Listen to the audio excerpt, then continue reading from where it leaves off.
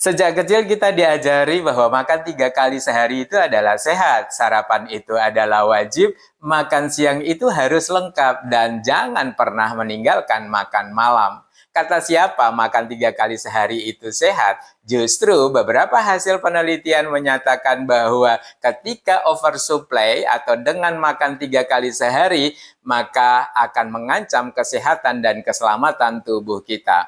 Assalamualaikum warahmatullahi wabarakatuh. Salam jumpa sahabat. Jumpa lagi dengan saya yang telah 8 tahun dengan lifestyle low carbo sugar free.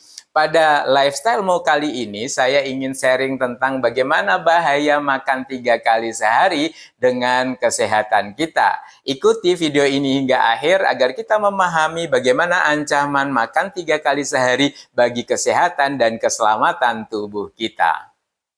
Seperti kebanyakan masyarakat global, mulai mengenal dan merutinkan pola makan 3 kali sehari karena faktor perubahan zaman dan pengaruh budaya luar seperti Eropa. Pola makan 3 kali sehari ini bukan melulu karena faktor norma budaya dan tuntutan biologis, melainkan lebih kepada adanya perubahan sosial dan ekonomi. Di Indonesia sendiri, pola makan 3 kali sehari ini mulai terjadi karena ada perkembangan kota dan perubahan gaya hidup masyarakat. Banyak keluarga mulai mengadopsi breakfast atau makan pagi, lunch atau makan siang, dan dinner atau makan malam dengan beraneka ragam varian menu yang sebetulnya sebelumnya lebih fleksibel dan cenderung menggunakan makanan-makanan kecil dan sederhana saja. Dalam budaya masyarakat Indonesia, sarapan itu biasanya diawali dengan secangkir teh atau kopi panas dan ditemani dengan godokan-godokan seperti godokan pisang, ubi, singkong, atau mungkin levelnya naik dikit ya ada serabi.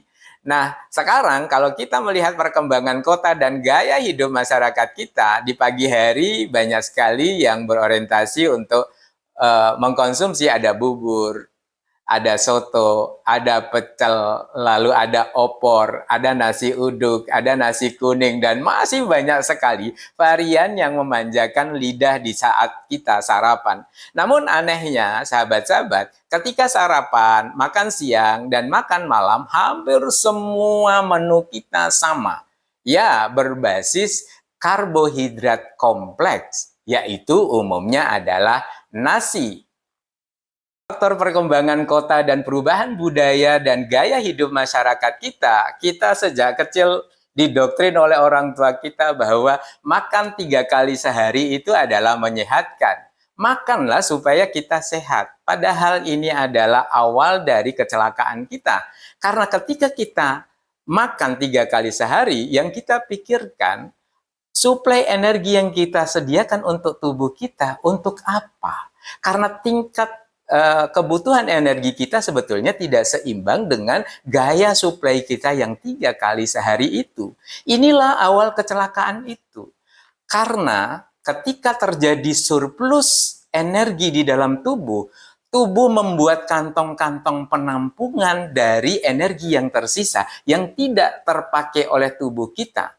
Dan di sini menjadi penumpukan lemak. Dengan ritme dan produktivitas kita yang rendah dalam sehari-hari dan suplai energi yang berlebihan, ini berakibat fatal buat kita. Dan justru pola makan 3 kali sehari yang diajarkan oleh orang tua kita menjadi sangat menyesatkan untuk kesehatan dan keselamatan tubuh kita. Lalu mengapa menyesatkan? Nah, sejarah awal dari makan 3 kali sehari ini adalah revolusi industri yang terjadi di Eropa. Karena tingkat produktivitas tinggi dan tuntutan pencapaian kerja yang lebih banyak, maka masyarakat ketika itu berubah pola makannya menjadi 3 kali sehari dalam rangka mengimbangi suplai energi karena tuntutan pekerjaan dan produktivitas yang tinggi. Nah, sebaliknya sekarang justru kita yang santai-santai tetapi makannya 3 kali sehari. Berikut ini adalah beberapa akibat bila surplus energi masih tetap terjadi karena kita tetap mempertahankan pola makan 3 kali sehari. Yang pertama, penyimpanan energi dalam bentuk lemak, baik di bawah kulit, di perut, atau di paha, atau juga bisa jadi di bagian dalam tubuh kita. Nah, ketika di bagian dalam tubuh kita inilah yang mengantarkan kepada sindrom metabolik. Yang kedua, penambahan berat badan. Ya, bukan sekedar karena faktor estetika, tetapi kelebihan berat badan akan berakibat pada penyakit-penyakit kronis. Yang ketiga, insulin resisten. Produksi insulin yang banyak membuat sel tubuh kita tidak sensitif lagi terhadap insulin. Maka dari sini akan mulai muncul yang namanya prediabetes dan berujung kepada diabetes tipe 2. Dan akibat yang terakhir adalah terjadi peradangan kronis di dalam tubuh. Nah, inilah yang mengantarkan kepada kanker asam urat dan mungkin juga bisa jadi sampai kepada Alzheimer. Bila tayangan video ini memberikan manfaat, jangan lupa like, komen, dan share. Terima kasih telah menonton video ini hingga akhir. Semoga kita senantiasa sehat dan dapat istiqomah mempertahankan lifestyle kita yang baru.